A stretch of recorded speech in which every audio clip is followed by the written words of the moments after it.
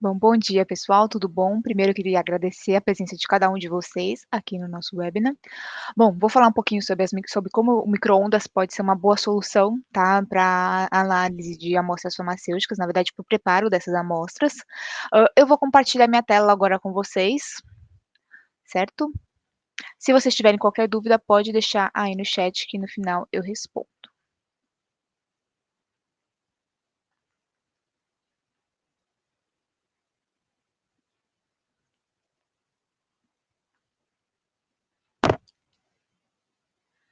Só um minutinho, que eu só vou isso. Bom dia. Bom, meu nome é Mariana, eu sou gerente de produtos aqui na Nova Analítica e hoje a gente vai falar um pouquinho sobre os micro-ondas, né, sobre como as micro-ondas podem ser utilizadas como solução no preparo de amostras farmacêuticas, né. Mas falando das amostras farmacêuticas, a gente tem aqui a análise elementar, que foi fundada desde 1905, né, pelas normas, principalmente pela Farmacopeia americana.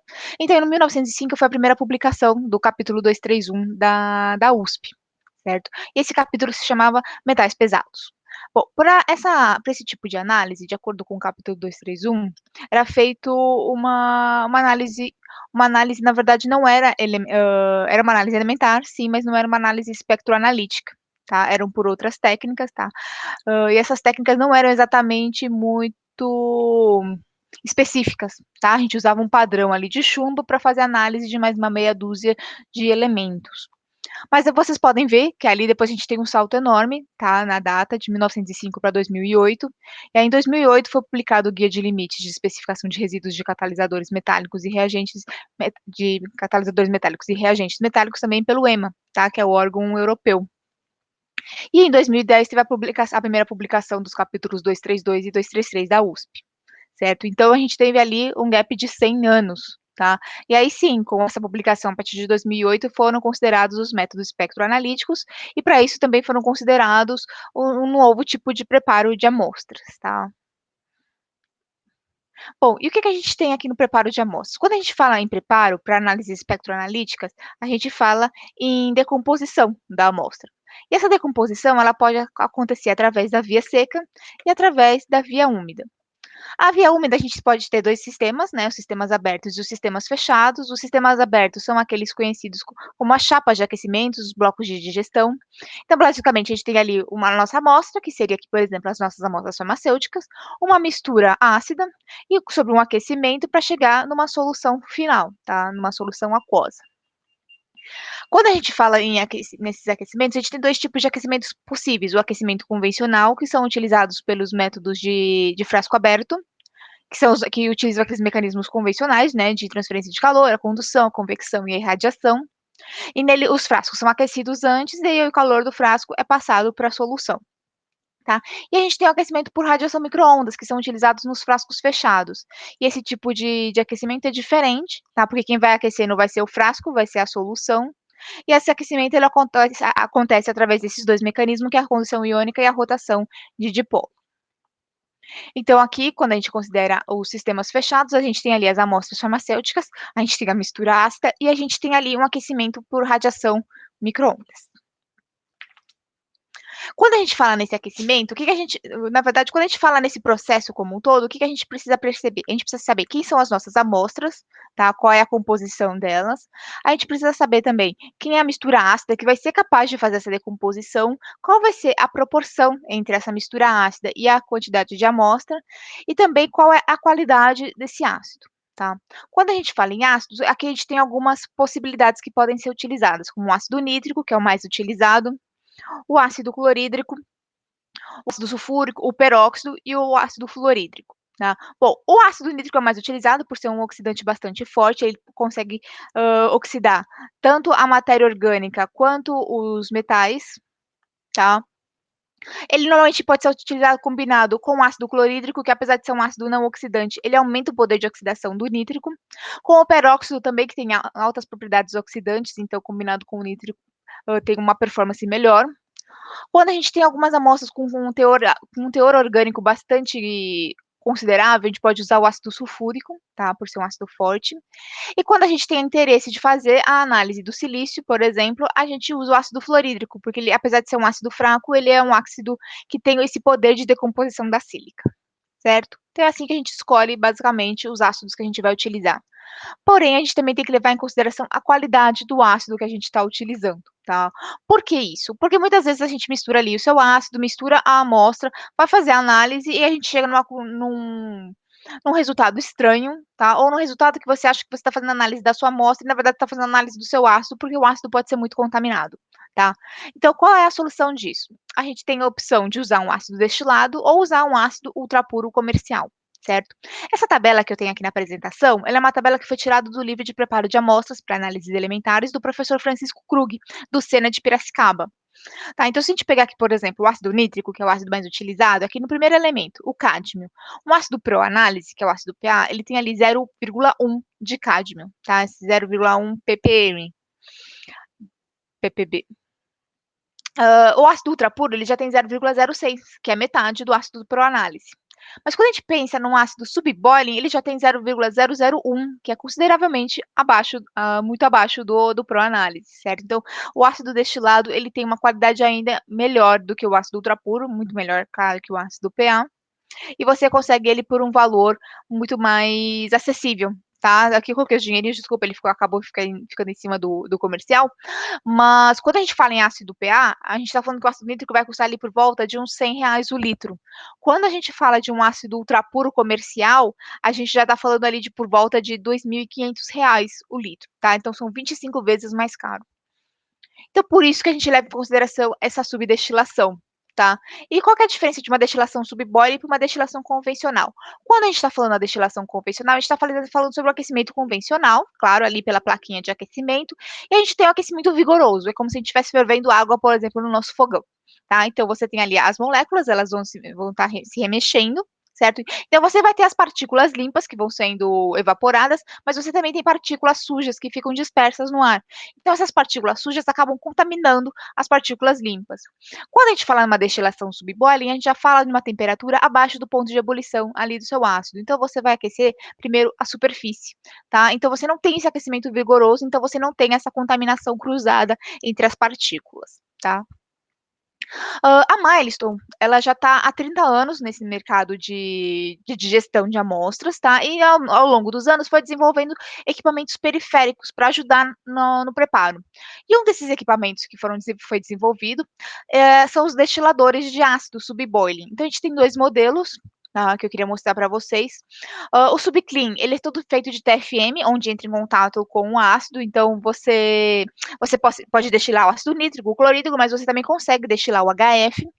Ele é um sistema com refrigeração a ar, então você não precisa de um chiller ou de um banho de água, tá, para fazer o resfriamento dele. E ele vai ter uma produtividade de até 80 ml por hora.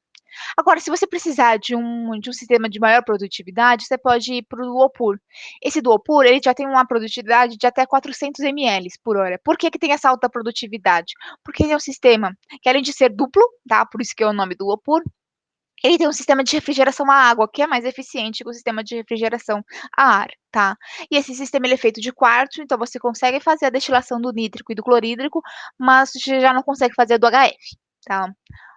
Vamos mostrar rapidinho aqui para vocês como é que funciona um sistema desses, porque ele é muito simples e ele se paga muito rápido e ainda te traz uma qualidade melhor da sua análise, né? Na sua análise final, você vai ter brancos mais baixos, tá? Então, você tem uma sensibilidade melhor na sua análise final.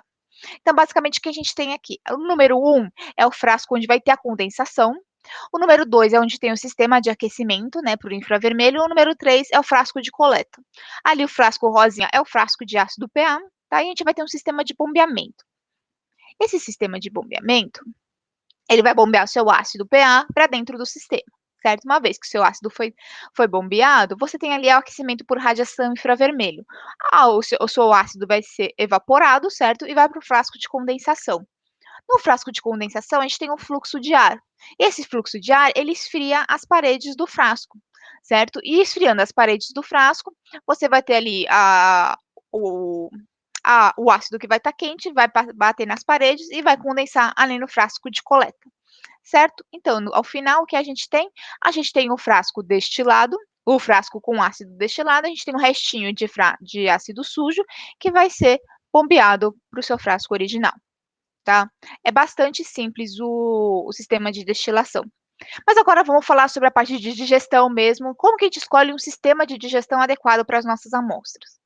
Bom, aqui eu vou mostrar um pouquinho dos sistemas da Milestone, tá? A Analytica já trabalha há alguns anos com essa marca, mas a Milestone está no mercado há 30 anos, tá? Nessa parte de equipamentos utilizando a radiação a radiação micro-ondas, tá? Para fazer a digestão de amostras, também para outras aplicações.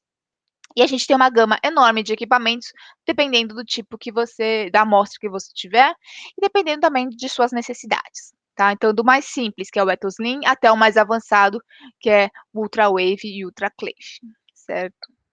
Então, vamos falar um pouquinho do Ethoslim. Se vocês vão ver que tem aqui, os 3 primeiros são linha Ethos, tá? Que eles usam a tecnologia de rotor, e os 2 segundos, que tá o UltraWave, UltraClave, acho que cortou a parte, o nome dele, que são tecnologias de SRC, que é o Single Reaction Chamber. Eu vou mostrar para vocês como é que isso funciona mais para frente, tá? Bom, então o sistema Ethoslim é um sistema compacto e econômico, tá? É um micro-ondas menorzinho, a gente chama ele de equipamento de entrada. Geralmente os laboratórios que fazem análise em chapa, quando estão vindo para o micro-ondas e vão investir na sua primeira tecnologia desse tipo, acabam utilizando o Ethoslim, tá? Quando você não tem uma alta demanda. Uh, Ele é um sistema de 1000 watts de potência, é um sistema menorzinho, como eu falei, são 30 litros dentro da cavidade, né, do equipamento. E ele utiliza um rotor chamado Maxi 14. Esse rotor Maxi 14, ele é composto de 14 posições, certo? Então você consegue digerir 14 amostras simultaneamente. E são 14 frascos feitos de TFM-PTFE, que é um teflon de alta pureza, com volume de 100 ml. Esses frascos, eles aguentam até 35 bar, tá? E uma temperatura máxima de 300 graus, com temperatura programada de 200 graus. Ele tem um sensor infravermelho não invasivo em todos os frascos, então à medida que o rotor gira, você consegue saber qual é a temperatura que está em cada um dos frascos. Essas aqui são as amostras que a fábrica indica, tá, para esse tipo de rotor. Então, são amostras muito diversas. Então, geralmente a gente utiliza para amostras ambientais, pelos métodos oficiais, tipo a EPA, a STM, para amostras de alimentos também, amostras agrícolas. Fora tem bastante análise de cannabis, tá? A gente está entrando nessa tecnologia aqui no Brasil agora, e algumas amostras farmacêuticas também. Mas como vocês sabem, as amostras farmacêuticas têm uma gama enorme ali de amostras, então tem amostras mais simples, amostras mais complexas, tá? E esse sistema para as amostras mais simples. Quando a gente falar na linha Ethos Up e Ethos Easy, a gente tem aqui 2 equipamentos, tá? Vocês vão ver que a diferença aqui, visual aqui deles é realmente o controlador, tá? O Ethos Easy da esquerda, você tem ali um controlador menor, o Ethos Up da direita é o maior, e tem os rotores diferentes, tá? Mas basicamente a única diferença entre eles são os controladores, tá? E o software, porque esses rotores são intercambiáveis. Então tudo que eu falar agora daqui para frente vale para os 2 equipamentos, tá? Mas basicamente o Ethos Easy tem um software mais simples e o Ethos Up tem um software mais avançado com mais opções. E para a indústria farmacêutica é o que a gente indica porque ele atende todo o CFR 21, tá? Parte 11. Então, basicamente, o que a gente tem de diferença? Antes eu falei que o Ethos Lean, ele era um sistema de entrada, né, com 30 litros, agora a gente já tem um sistema de 70 litros, tá? Então, já é um sistema maior que vai te dar mais possibilidades. Mas, de qualquer maneira, todos os nossos sistemas são feitos todos de aço inox com recobrimento polimérico multicamadas. Por que a gente tem esse recobrimento polimérico? Justamente para, se você tiver qualquer tipo de vazamento, qualquer contato com o ácido, você não tenha nenhum ponto de ferrugem ou qualquer tipo de ataque ácido, tá? Ou ataque de outras coisas. A gente tem todos os itens de segurança, né? Porque afinal de contas, quando a gente fala em sistema de digestão num frasco fechado, a gente está com um frasco fechado com amostra, com ácido em alta temperatura e alta pressão, então a gente precisa garantir que o sistema todo vai trazer segurança ali para o analista. A gente tem um sistema de circulação de ar e exaustão embutido, tá? Então você não precisa conectar ele numa exaustão, você só precisa conectar ele numa saída de ar. E por que a gente tem esse sistema de circulação? Primeiro, para garantir uma circulação entre os frascos, para favorecer um gradiente de temperatura dentro do frasco. Eu vou mostrar um pouquinho mais para frente para vocês por que isso é tão importante. Para garantir também o resfriamento dos frascos, tá? Então, depois que ele teve o aquecimento, você pode aumentar o sistema de circulação para garantir um resfriamento mais rápido desses frascos. E também, se você tiver qualquer tipo de vazamento, esse sistema de circulação e exaustão vai garantir a remoção, né, dos vapores que ficarem ali na cavidade. E aí, lembra que eu falei que esse sistema era um sistema de 70 litros e que isso trazia maiores possibilidades? Então, por quê? Porque você garante essa versatilidade, ela é garantida através dos sistemas que você vai instalar dentro do equipamento. Aqui, para digestão, vou mostrar para vocês os rotores e todas as possibilidades. Mas por ser uma cavidade grande, você pode usar também outros acessórios. Você pode usar acessórios para extração orgânica, para síntese, você pode usar uma mufla dentro do micro-ondas, tá? Então, te dá essa maior possibilidade. Além de ser uma cavidade grande que permite com que você tenha os rotores com maior produtividade do mercado. Tá? Então, basicamente, como ele funciona? Na parte de cima, a gente tem 2 magnetrons de 950 watts cada um, totalizando 1.900 watts, e no meio a gente tem ali um distribuidor da radiação micro-ondas que vai garantir a homogeneização dessa radiação. E por que que a gente quer garantir que essa radiação seja homogênea? Para garantir que o que chega em um frasco vai chegar em todos os outros, certo? Então, por exemplo, a gente tem um rotor chamado Maxi 44, que é o nosso rotor de alta produtividade. Nesse rotor, são 44 frascos. Então, a gente precisa garantir que a radiação que está chegando no frasco número 1 está chegando no frasco 20, no frasco 30, no frasco 40, em todos os 44 frascos da mesma maneira, certo?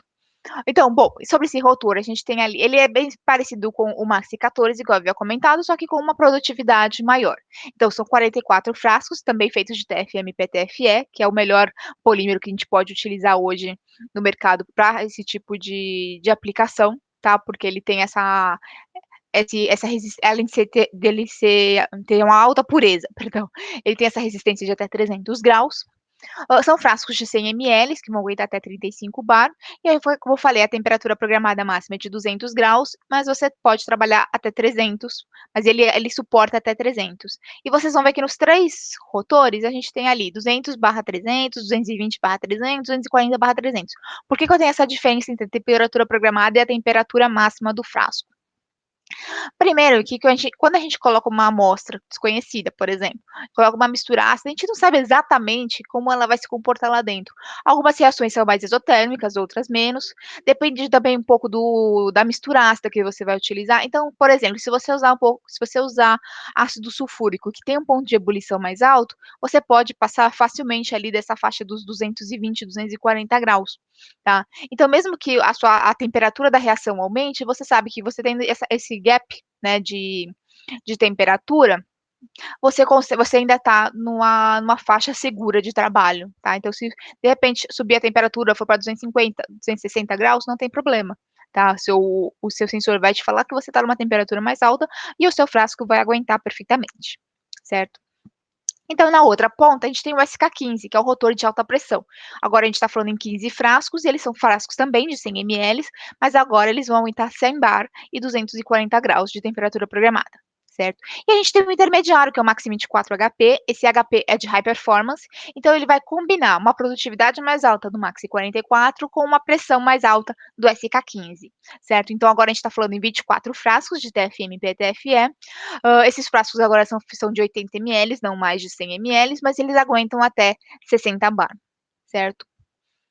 E aqui a gente tem as aplicações típicas. Então, quando a gente tem essas 3 possibilidades, normalmente a gente indica para as amostras farmacêuticas o SK15, tá? Por você ter essa maior possibilidade, e o Maxi 24 também, por te permitir uma versatilidade maior que o Maxi 44, apesar que você pode usar o Maxi 44 também para as amostras mais simples, tá? E quando a gente fala nessa diferença de temperatura de trabalho, na diferença de volume interno, e principalmente da pressão, o que a gente também tem que levar em consideração é a técnica analítica que você vai utilizar, tá? Então, se você vai usar um ICP-MS, você pode trabalhar com uma quantidade menor de amostras, tá? Então, você pode trabalhar com uma quantidade menor de amostras, então você não precisa que a sua pressão provavelmente não vai desenvolver tanto. Mas se você vai trabalhar com uma técnica que é menos sensível, você já vai ter que trabalhar com uma quantidade maior de amostras. Então, essa digestão vai gerar uma pressão maior, tá?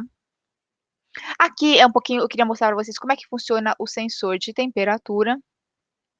Opa, deixa o meu vídeo funcionar. Certo? Então, à medida que o rotor vai girando, você tem um sensor de temperatura na parte de baixo, que é a radiação, tá? Por infravermelho, e ele vai medir a temperatura em cada um desses frascos.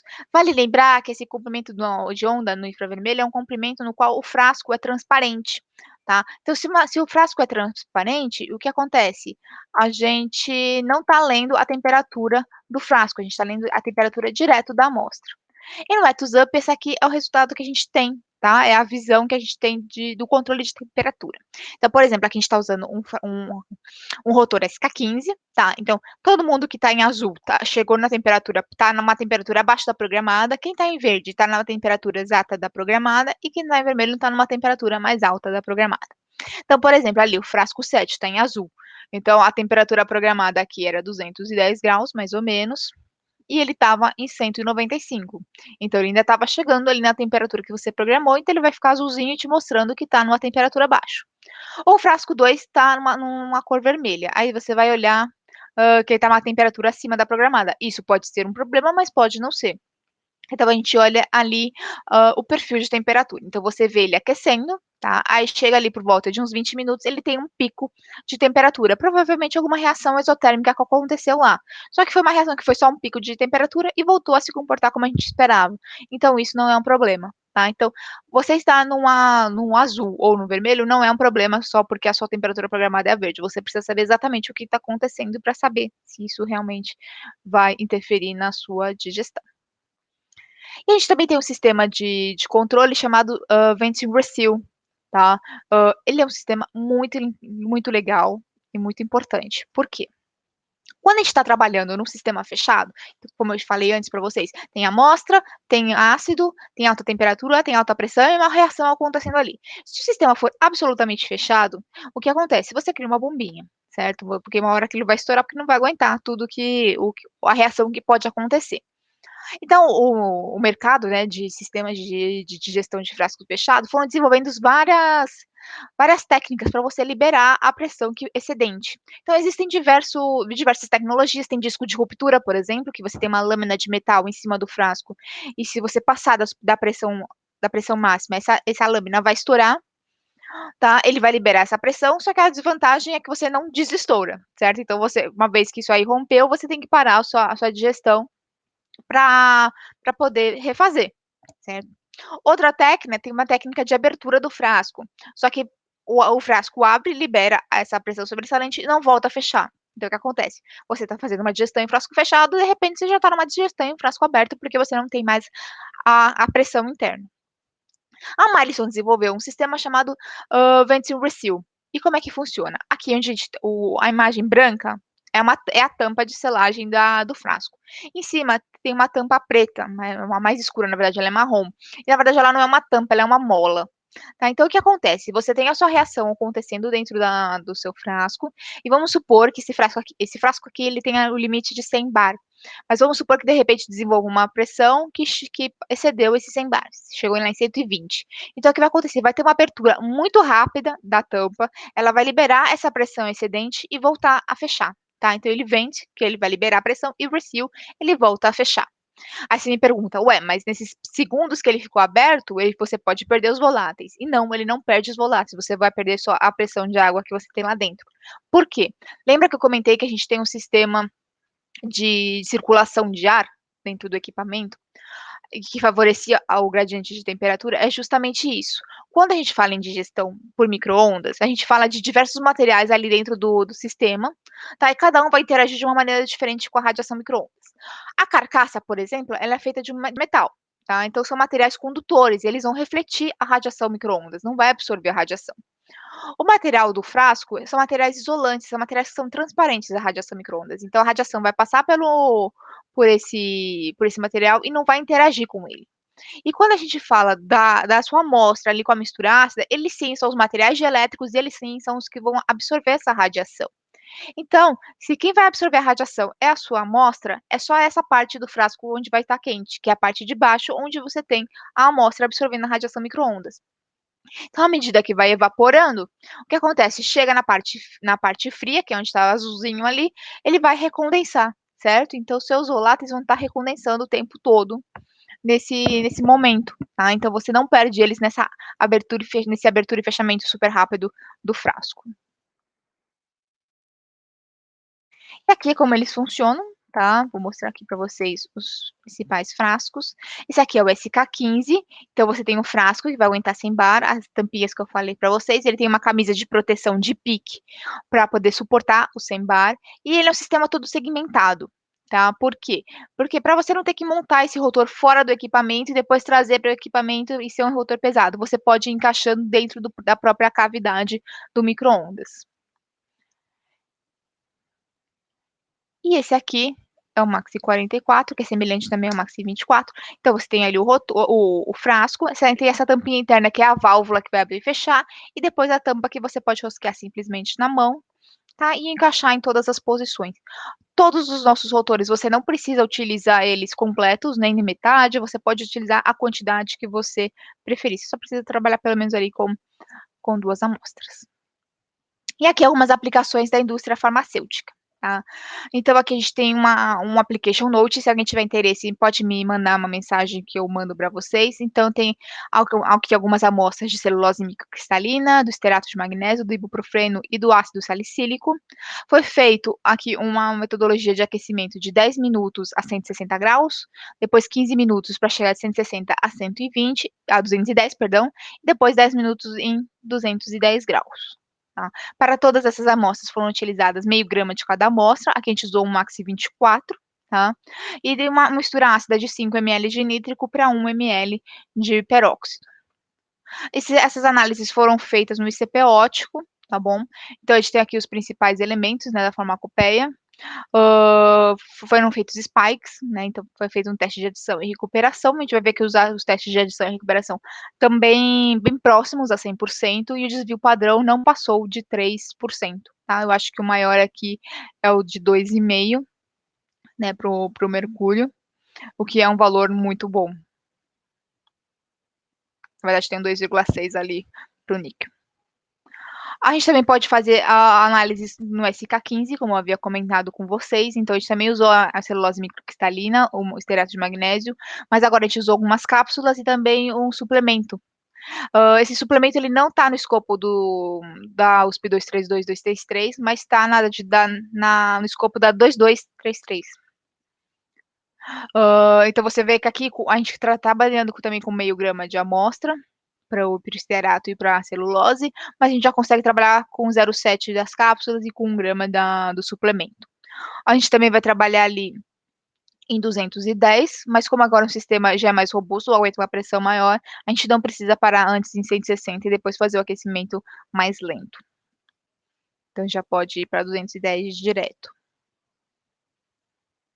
E aqui a gente também tem a resposta, vocês vão ver que também foram feitos spikes, a gente também fez um teste de adição e recuperação, e a recuperação aqui também está bem próxima do 100%, a gente tem aqui uma variação de menos de 2% de desvio padrão, acho que o maior, na verdade, é o de 2,1% ali, não, tem o de 2,4% ali de selênio. E agora os sistemas UltraWave e UltraClave, que são sistemas de Single Reaction Chamber, que é uma tecnologia mais diferente, uma tecnologia... a Milestone já está com essa tecnologia há muitos anos no mercado, a gente tem algumas empresas aqui no Brasil que também já trabalham com essa tecnologia. E como funciona? A gente agora não está mais trabalhando em rotor. Quando a gente está falando em rotor, a gente tem várias reações ocorrendo de modo independente em cada um dos frascos, certo? Agora não, agora a reação vai ocorrer numa câmera única. Tá? Então, antes eu falei que a gente tinha ali uma cavidade, primeiro para o Ethylene de 30 litros, depois para os outros etos uma cavidade de 70 litros, agora não, agora a gente está falando de uma cavidade de 900 ml, é onde vai acontecer tudo. Tá? A gente tem uma potência de 1.500 watts, que é mais baixa do que as dos sistemas de rotor, mas ela vai estar mais concentrada, né, porque ela está concentrada naquela câmara de 900 ml. Então, a cavidade do rotor agora, na verdade, é o frasco, tá, de reação. Então, a gente vai trabalhar em temperaturas mais altas, em pressões mais altas, vai garantir uma maior produtividade e uma melhor qualidade da digestão. Tá? Então, basicamente, como é que funciona esse tipo de sistema? Então, a gente tem aqui o frasco de 900 ml, onde a gente vai colocar uma base load. A base load vai ser basicamente uma mistura ácida bem diluída. Aí a gente vai adicionar um rack. Esse rack vai ter alguns frascos, tá? Esses frascos podem ser de vidro, de TFM, de quartzo. Vou mostrar mais pra frente para vocês a diferença. E em cada um desses frascos vai ter amostra e reagente. Vamos fechar o sistema e pressurizar. Sim, dessa vez a pressão que vai ter dentro do sistema não é semelhante à pressão dos sistemas de rotor. Com sistemas de rotor, a pressão é aquela que é desenvolvida na decomposição da amostra. Nesse sistema não, a gente vai adicionar uma pressão extra, então a gente utiliza um cilindro de nitrogênio para pressurizar, pode pressurizar até 200 bar.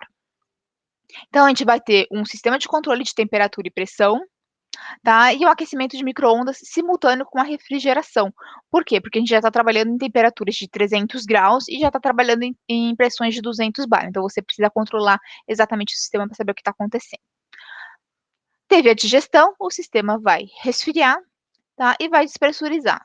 E aí vai permitir a abertura, tá? Não há possibilidade de você conseguir abrir o sistema enquanto ele está pressurizado, enquanto ele está quente. E o que que a gente tem aqui no final? A gente tem um rotor um rack completamente digerido, tá. A grande vantagem desse tipo de sistema é que você não está dependendo mais da pressão que é desenvolvida em cada uma das amostras, tá, como num sistema de rotor. Aqui a pressão, ela é a pressão externa, tá, porque assim, vamos supor que o que você desenvolva de pressão num frasquinho desses fosse algo em torno de 20 bar, tá, o que que é 20 bar perto dos 200 bares perto, que vão estar ali no seu na sua cavidade de 900 ml, certo? Então, a pressão interna, na verdade, como esses frascos não são fechados, eles só têm essas tampinhas, a pressão interna dentro de cada um desses frasquinhos para a pressão externa é semelhante, tá? Então, você não tem a contaminação cruzada dessas amostras. Então, aqui no exemplo, a gente tem amostras mais diversas, tá? Então, ali tem alimento, tem amostras biológicas, tem amostras de cosméticos, tem ambiental, tem os polímeros, tem fármacos, e eles vão digerir da mesma maneira. Tá, e como eu havia dito para vocês, a gente tem de diversos materiais, mas também de diversos volumes, tá, então vai de acordo com a necessidade de cada um. A gente tem os de vidro, que são os mais baratinhos, que são descartáveis, e você pode fazer a análise de quase qualquer elemento, mas tem alguns que é melhor não fazer, justamente por conta da contaminação com o vidro. A gente tem os de TFM, que são materiais de alta pureza, que vai permitir também o uso do HF, por exemplo, mas a gente não indica para os materiais de baixa densidade, que vão boiar, porque eles podem derreter. E os de quartzo, que são de fácil limpeza também, ele também tem de alta pureza, só não é indicado para as amostras de alumínio e de silício, né, por conta da composição do quartzo. Aqui, basicamente, num sistema de a gente tem aqui algumas amostras típicas com mistura ácida, faixa de trabalho e alguns comentários. Então, se a gente for olhar aqui as amostras farmacêuticas, que estão aqui bem no meio da tabela, quem são essas amostras? Os medicamentos, podem ser os princípios ativos, os excipientes. A mistura ácida geralmente utilizada é a mistura do nítrico com peróxido ou com ácido clorídrico para justamente aumentar esse poder de oxidação do nítrico. A faixa de trabalho, vocês vão ver que estão entre 180 graus e 230 graus, então você vê que você pode utilizar quase qualquer um dos equipamentos que a gente tem, praticamente qualquer um dos equipamentos, dependendo um pouco do tipo das suas amostras farmacêuticas, tá? Então, frequentemente essas amostras são amostras reativas que vão acabar gerando uma pressão mais alta, tá? Então a sugestão é que você utilize os sistemas mais versáteis, que vão permitir que você trabalhe com uma quantidade de amostras maior, então para as amostras mais simples ou com uma quantidade menor para as amostras que são mais complexas. Aqui a gente tem uma aplicação farmacêutica, né, então fazendo análise de alguns medicamentos utilizando o A232, 233. Então, basicamente, a gente tem aqui esse gráfico de temperatura e pressão, né, que é de um ultrawave. Então, a gente tem em vermelho o gráfico de temperatura, que a gente vai ver que chegou em mais de 250 graus, né, 270 graus. Então, para esse tipo de amostra, o sistema de SRC é o ideal. Ali em preto é o quilowatt, né, é a potência da radiação, micro-ondas, então você vai ver que na medida que ele está crescendo, ele vai subindo e vai descendo, tá, justamente por ele ter um aquecimento que pode variar. E ali em azul a gente tem também a pressão, então a gente vê que ali a pressão passou de 100 bar, então realmente para esse tipo de amostra a gente pode esse sistema é o mais ideal, para o tipo de amostra e para a quantidade de amostra que foi utilizada. Então, a gente tem aqui algumas amostras de estearato, tá, de suplemento e também de óleo de peixe. E a gente vê aqui, né, os spikes que foram utilizados. E aqui nesse application note foi utilizado só os Big Four, que são os elementos mais primordiais de fazer essa análise, tá, que é o arsênio, o cádmio, o chumbo e o mercúrio. E também foi utilizado uma fortificação para fazer o St. John's Wort, também que é uma amostra de óleo, E a gente foram feitos os spikes e vocês vão ver que a recuperação ali tá tudo na faixa de 100%, tá com uma variação bem baixinha, realmente que tá ali uns 4%, certo? E era isso que eu tinha para mostrar para vocês. Eu vou aqui voltar para o sistema, para eu poder voltar a vê-los. E eu gostaria de saber se alguém tem alguma dúvida.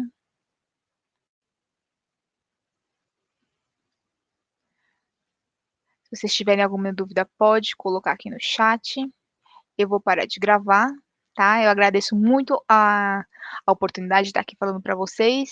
Se vocês tiverem qualquer dúvida, vocês pode me mandar um e-mail, tá? É mariana.ortega@novaanalitica.com.br. Vocês podem me procurar no LinkedIn também, que é Mariana Ortega Garcia, e eu estou à disposição, tá? Para o que vocês precisarem.